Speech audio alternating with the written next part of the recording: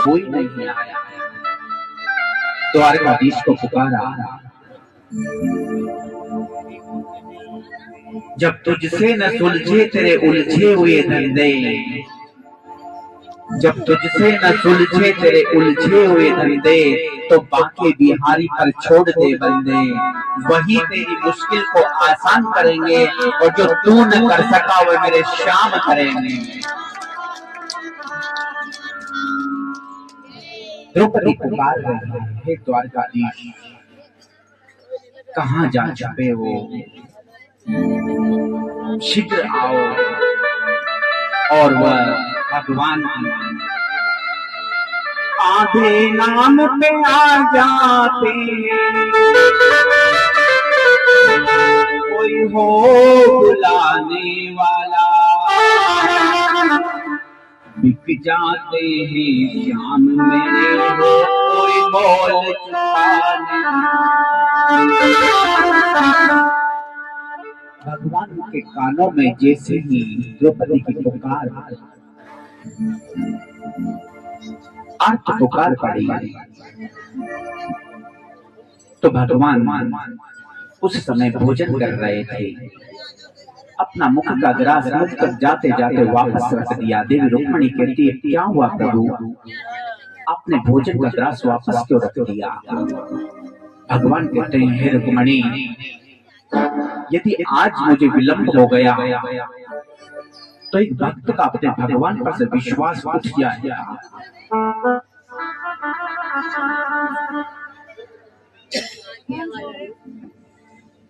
और वो दौड़ पड़े, चरण पादुका पहनने का समय नहीं था। विश्वास नानी का द्रौपदी का रंग लाया, बहना का भाई बन खुद सांवरा आया, बहना का भाई बन। इज्जत जमाने में शर्मशार नहीं होगी,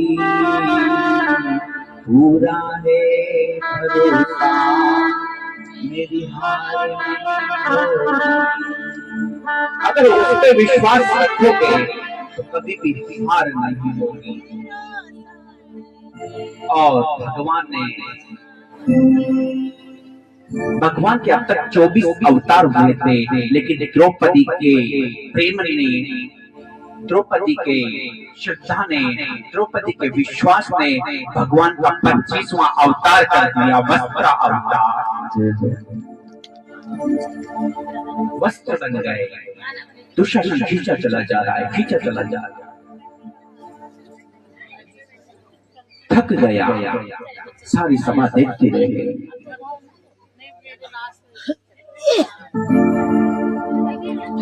देखते देखते देखते दुशासन चक्कर खाकर गिर पड़ा और द्रौपदी की लाश भगवान ने बचाई। कैसा करी चला शाम तेरे उंगली में, कैसा करी चला शाम तेरे उंगली में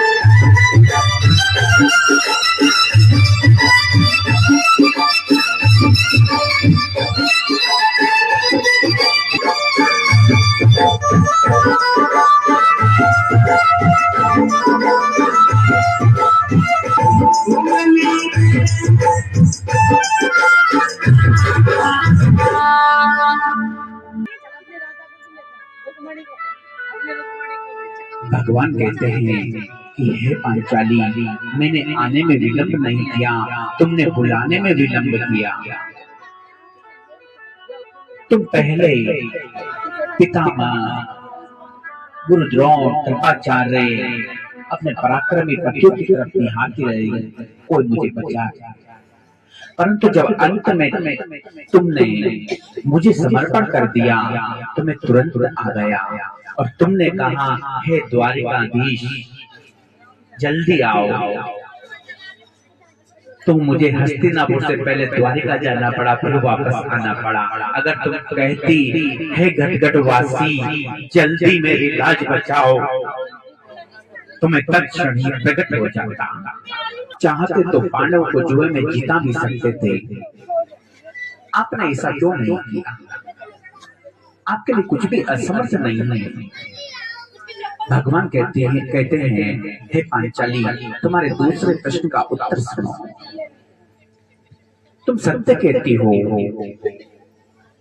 कि मैं पांडवों को जुए में जीता भी सकता था, परंतु पहली बात तो यह है कि जब पांडव जुआ खेलना शुरू किया तो मुझे याद नहीं किया, और दूसरा यह है कि जब दुर्योधन ने शर्त रखी थी कि मेरी तरफ से 5 से मामा शकुनी फेंकेगा, तो बड़े भ्राता युधिष्ठिर जी कह सकते थे मेरी तरफ से 5 से मेरा कन्हैया फेंकेगा। फिर देखते कि कैसे पासे पलट जाते हैं। बाजी जब मेरे काना ने लगाई, पलट गया पासा मेरे भाई, मेरी हार हो गई जी, ये दुनिया क्या जाने। कैसे पासे पलट देता। और तीसरी बात यह है कि जहां पर जुआ खेला जाता है वहां मैं नहीं, वहां कलयुग होता है। वो स्थान ही दूषित है, वहां मेरा वास नहीं होता। पांचाली मिलकर कुरुक्षेत्र के मैदान में पहुंचे, जहां पर खून की नदियां बह रही थी। हजारों लाखों घायल सैनिक चित्कार कर रहे थे, तड़प रहे थे। गांधारी कहती कि हे वासुदेव, यदि तुम चाहते तो इस युद्ध को रोक सकते थे, लेकिन तुमने ऐसा नहीं किया। भगवान कहते हैं कि हे देवी, मैंने तो प्रयास किया था कि दे दो केवल 5 ग्राम, रखो अपनी भूमि तमाम, लेकिन दुर्योधन ने तो कहा सुई की नोक के बराबर भी जमीन नहीं दूंगा जब तक युद्ध नहीं करोगे।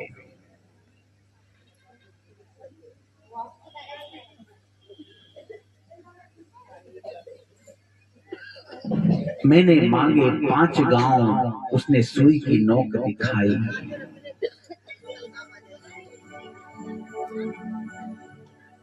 गांधारी अपने पुत्रों की मृत्यु पर पहले ही दुखी थी और उसे क्रोध आ गया और शाप दिया कि हाँ हे वासुदेव, जैसे मेरे कुरुवंश का संहार हुआ है, ऐसे ही आज से 35 वर्ष बाद तुम्हारे यदुवंश का संहार हो जाएगा।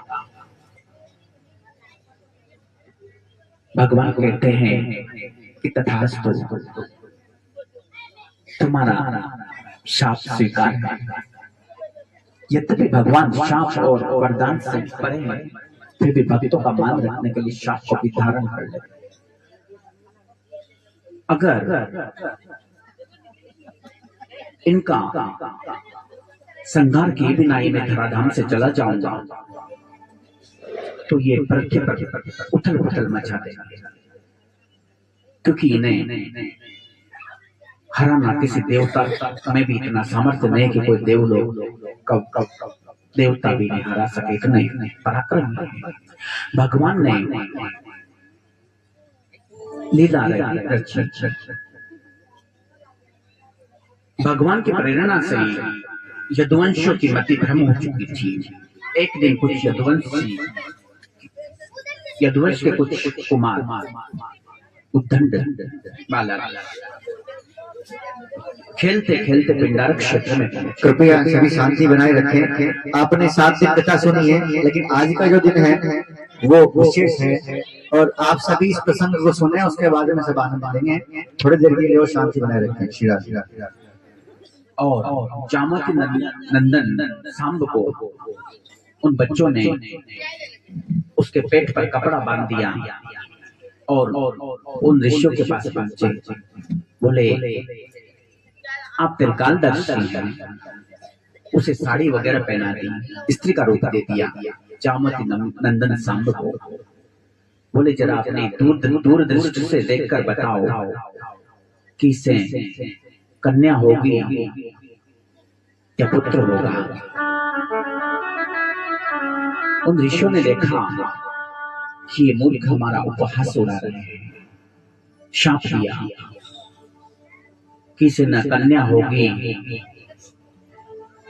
न पुत्र होगा न पुत्री होगी, इसे एक मूसल होगा जो तुम्हारे यदुवंश का संहार कर देगा।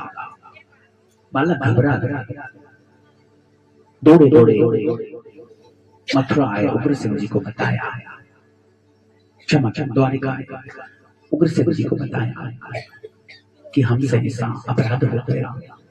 उसका पेट के कपड़े हटा कर देखे तो सचमुच में मूसल है। इस बारे में उन्होंने भगवान से कोई विचार विमर्श नहीं किया और उस मूसल का चूरा बनाकर समुद्र में प्रवाहित कर दिया और जिसका अंत में जो टुकड़ा बचा उसे भी समुद्र में फेंक दिया। उस टुकड़े को एक जब मछुआरे ने मछली को पकड़ा तो वो मछली जब जो उसको निगल चुकी थी उस टुकड़े को, तो टुकड़ा उस मछली के पेट में निकला। तो जरा नाम के एक व्याध ने अपने बाण पर उस टुकड़े को लगा लिया जो उस मूसल का टुकड़ा था।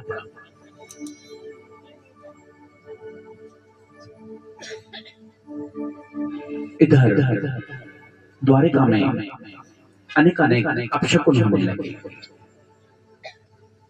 उथल पुथल होने लगी। भगवान कहते हैं कि देखो, यदुवंश को ऋषियों का श्राप मिला है और गांधारी का भी श्राप मिला है। सो इस श्राप से मुक्ति का एक ही उपाय है कि सब प्रभास से बचें। क्योंकि जब राजा दक्ष को दक्ष ने श्राप दिया था चंद्रमा को, तो वो भी प्रभास क्षेत्र गए थे और दक्ष भी प्रभास क्षेत्र गए थे, अपने श्राप से मुक्ति उन्हें भी मिली थी। पहुंचे, भगवान ने उनकी मति को पहले ही भ्रमित कर दिया था। पहले तो उन्होंने मेरे नाम की मदिरा का पान किया और फिर एक दूसरे से लड़ने लगे। पिता पुत्र पर, पुत्र पिता पर, भाई भाई पर प्रहार करने लगा। जब सारे अस्त्र शस्त्र खत्म हो गए तो उस मूसल के चूरे से जो एरिक नाम की घास उग गई थी बिना गांठ वाली, उस घास को उखाड़ कर वो एक दूसरे से लड़ने लगे और उसका प्रहार वज्र की तरह होता सारे यदुवंश का संहार हो गया।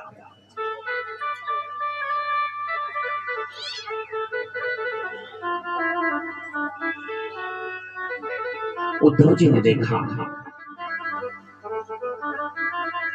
कि आज प्रभु बिना बताए कहां चले गए। इधर भगवान सागर के किनारे एक वृक्ष के नीचे अपने एक चरण पर दूसरा चरण रखकर बैठे हुए हैं। उनके चरण में दिव्य ज्योति ऐसी सुशोभित हो रही है जैसे मानो कोई हिरण की आंख हो। उस जलानाम के व्याध ने देखा कि शायद कोई मेरा शिकार है और शिकार खेल था। उसने बाण चलाया और भगवान के चरणों में वो जाकर वो पड़ने लगा। खून की धारा बह चली। देखा ये तो मेरे श्याम सुंदर है। क्षमा याचना की, प्रभु मुझे क्षमा करें, मुझसे अपराध हो गया। आप मुझे प्रायश्चित स्वरूप मृत्यु दंड दे दीजिए, यही मेरा प्रायश्चित होगा। मुझे इसी बाण से मार डालिए। बोले नहीं नहीं, जरा तूने मेरे मन का घात किया है। मेरी कृपा से तू वैकुंठ लोक स्वर्ग से विमान आया और जरा नाम का व्याध उसमें बैठकर भगवान के धाम पहुंचा।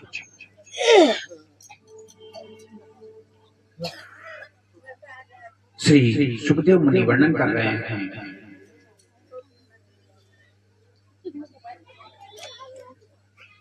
कि सभी देवता जो भगवान से निवेदन कर चुके थे कि प्रभु अब आपकी लीलाएं समाप्त हो चुकी है, इस धराधाम पर कृपा कर अपने वैकुंठ धाम में, अपने गोलोक धाम में बनाए।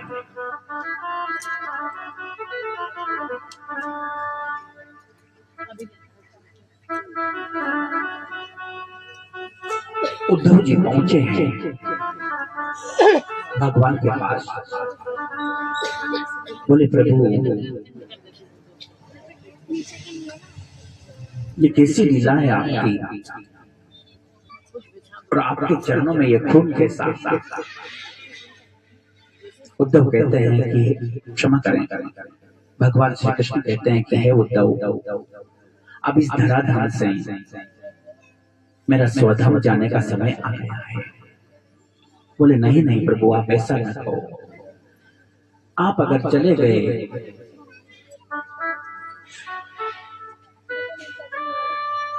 तो प्राणी मात्र का कल्याण कैसे होगा?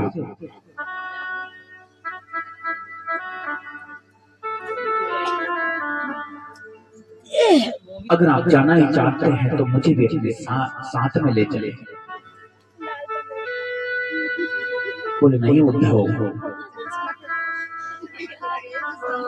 और भगवान उद्धव को श्रीमद् भागवत महापुराण का ज्ञान उपदेश देते हैं कि हे उद्धव, जब मैं इस धराधाम से स्वधाम चला जाऊंगा तो आज से 7वें दिन ये सागर इस द्वारिका को डुबो देगा। इस पृथ्वी पर कलयुग का आगमन हो जाएगा और इसके सारे मंगल नष्ट हो जाएगा। लेकिन ये श्राप तुम्हारे को नहीं लगा।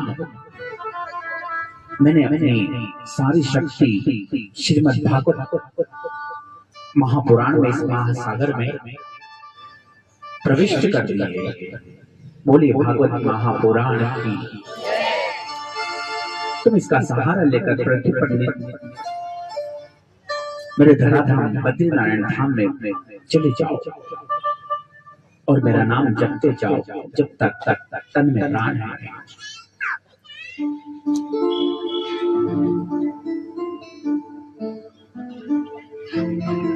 उद्धव जी भगवान से कहते हैं, हे प्रभु,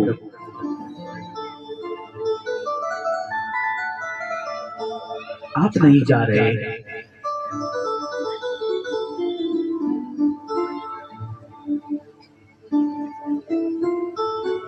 मेरे शरीर से मानो मेरे प्राण जा रहे हैं। प्रभु आपने संकल्प कर लिया है तो आपको रोकना तो मुश्किल है। आप अपने चरण पादुका मुझे दे दीजिए, जिनके सहारे में अपना बाकी का समय पिता जिनकी कृपा में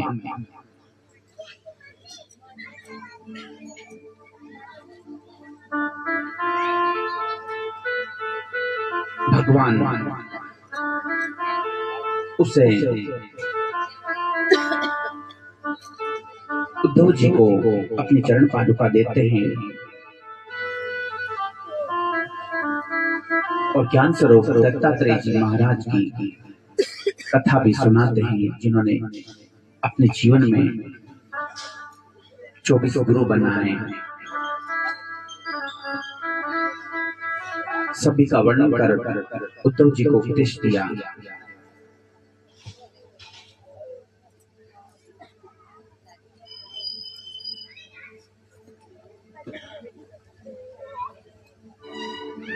और सत्संग की महिमा बताई कि हे उद्धव, ज्यादा से ज्यादा मेरा सत्संग करते रहना, क्योंकि सत्संग से बड़ा कुछ नहीं है। सहज में मेरी प्राप्ति का एकमात्र साधन सत्संग है।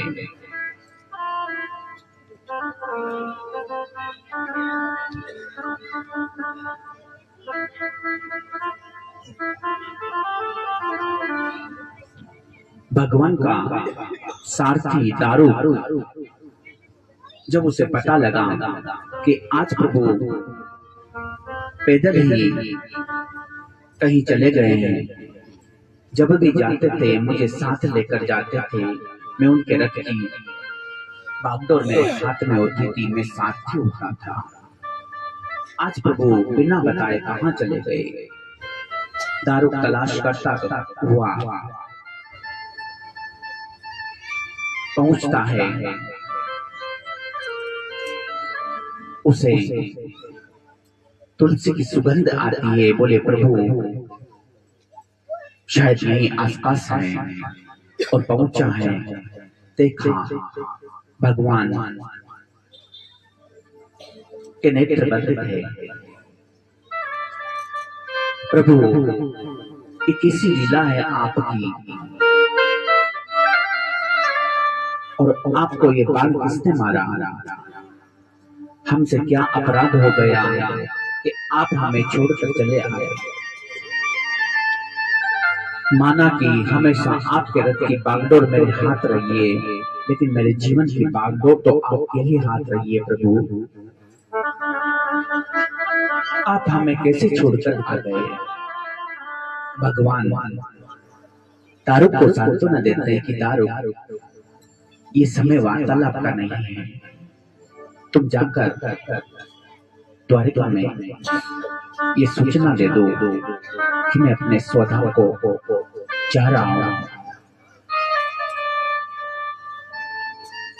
और आज से 7वें दिन इस द्वारिका को इस सागर डुबो देगा। तो जो बच्चे बूढ़े स्त्रियां बची हैं, उन्हें तुम अर्जुन के साथ इंद्रप्रस्थ भेज दे। दारू पहुंचा है, अर्जुन को बताया। अर्जुन दौड़ा दौड़ा दौड़ा दौड़ा दारू को साथ लिए भगवान के पास आता है। मार्ग में देखता है कि यदुवंशियों के ढेरों शव पड़े हुए हैं। दारुक से कहते हैं अर्जुन कि महाभारत का युद्ध तो स्वार्थ का युद्ध था, लेकिन ये इतना संहार किस लिए? दारुक कहता है कि हे अर्जुन, ये समय वार्तालाप का नहीं है, शीघ्र चलो। भगवान अपने स्वधाम को पधारने की तैयारी में है। अर्जुन पहुंचा है, भगवान से कहा, हे वासुदेव, हमसे क्या भूल हुई? आप हमें छोड़कर जा रहे हैं।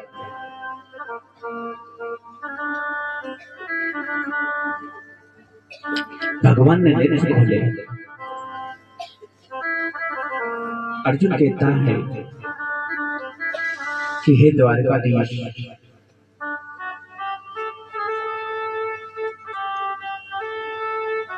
एक बार मुझे पार्थ कर संबोधित करो।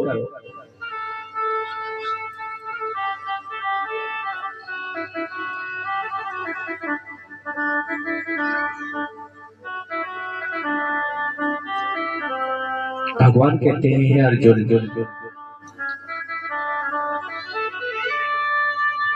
तुम क्रोधन ना करो और मेरी आज्ञा का पालन करो। मेरी इच्छा है कि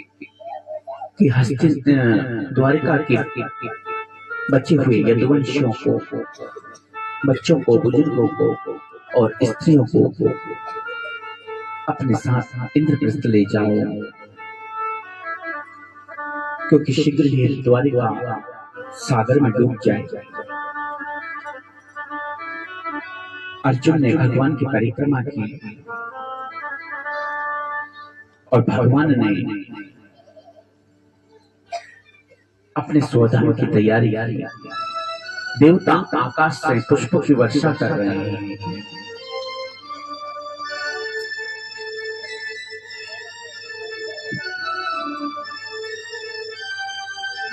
जैसे बादलों के बीच में तीव्र बिजली चमकती है, ऐसे ही भगवान ने अपने शरीर को अदृश्य कर दिया और अपने स्वधाम की यात्रा की। बोलिए द्वारकाधीश की अर्जुन वहां की बची हुई स्त्रियों को साथ में लेकर इंद्रप्रस्थ की यात्रा करता है, लेकिन मार्ग में कुछ भी मिलते हैं और उनका हरण करने का प्रयास करते हैं। अर्जुन कहता है कि तुम मुझे जानते नहीं, मैं गांडीवधारी अर्जुन। उनसे युद्ध करता है, लेकिन आज अर्जुन का वह गांडीव जिसकी प्रत्यंचा की टंकार से महाभारत के युद्ध में अंगारे बरसते थे, वह एक सामान्य धनुष होने लगा। उसकी सारी शक्ति चली गई, क्योंकि उस वक्त भगवान साथ थे और वो भी नहीं थे।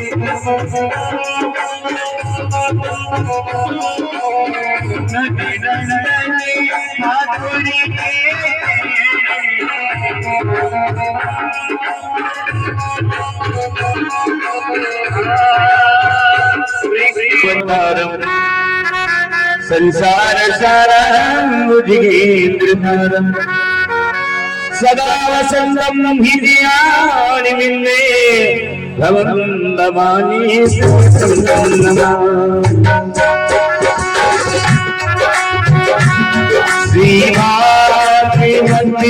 भगवान की आरती।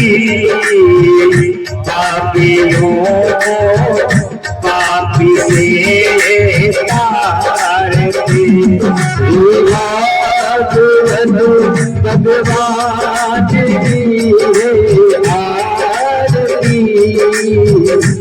पापियों को पाप से बेकार दी।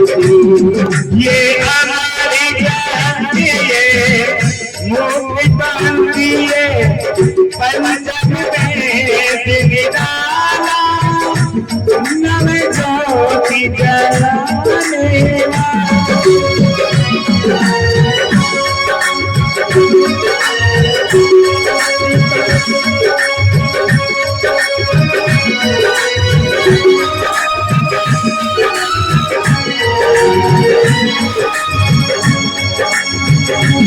ये हमारी जाति मुक्ति पाती है पंचम में निराला नव ज्योति जलाने वाला।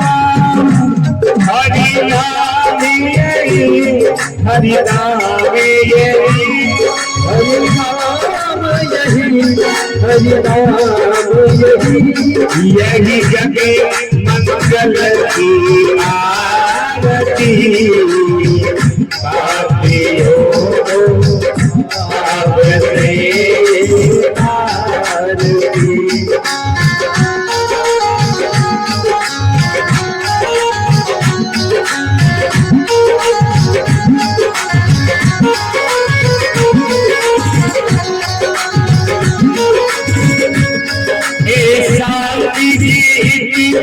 पावन पुनीति पापों को मिटाने वाला हे हरि दर्श दिखाने वाला।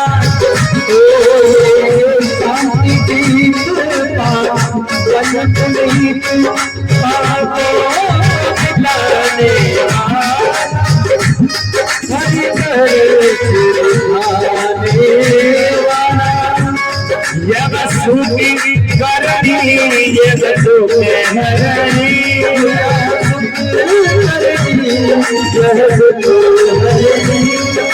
यब सुख करनी यब सुख हरनी।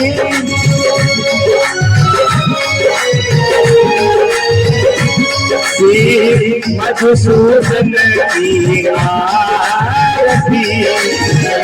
पापियों को पाप से तारती। भागवत भगवान की आरती। पापियों को पाप से तारती।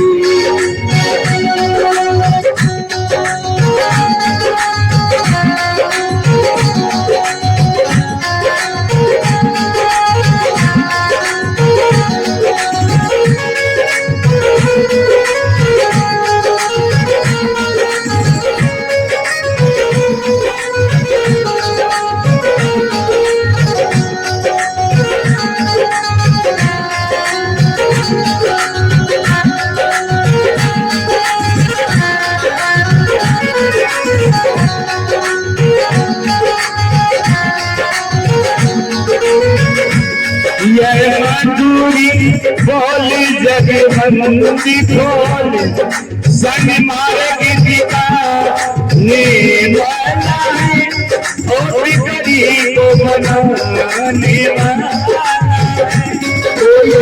मधुरी बोली जगबंदी बोल संग मार्ग दिखाने वाला है बिगड़ी को बनाने वाला। श्री राम यज्ञ घनश्याम यज्ञ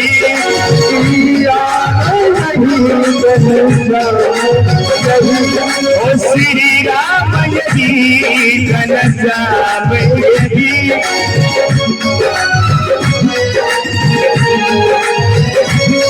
यही प्रभु मई माँ की आरती। पापियों को पाप से तारती। भागवत भगवान की आरती। पापियों पाप से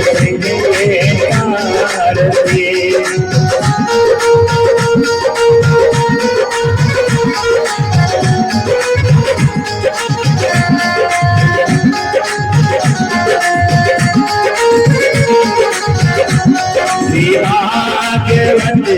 भगवान की दे आरती, पापियों को पाप से तारती। कर्पूरे घोरम करुणावतारम संसार सारम भुजगेन्द्रहारम सदा वसन्तं हृदयारविन्दे भवं भवामि। त्वमेव माता पिता त्वमेव, त्वमेव बन्धो सखा त्वमेव, त्वमेव बीजागणं त्वमेव, त्वमेव सर्वं मम देव देव, त्वमेव सर्वं मम देव देव, त्वमेव सर्वं मम देव। पुष्पं फलं तोयं यो मे भक्त्या प्रयच्छति तदं भक्त्या पृच्छामि प्रियतात्मना। सुमन सुगंधित सुमन लिए सुमन सुगंधि अपार, पुष्पांजलि अर्पण करूं करो नाम स्वीकार। बोले वृंदावन में हरिलाल की जय, बोले कृष्णचंद्र भगवान की, उमापति महादेव की, भक्तोर भगवान की, सतगुरुदेव की, माता पिता गुरुदेव की, बस्ती माता की, व्यासी महाराज की, आज के आनंद की।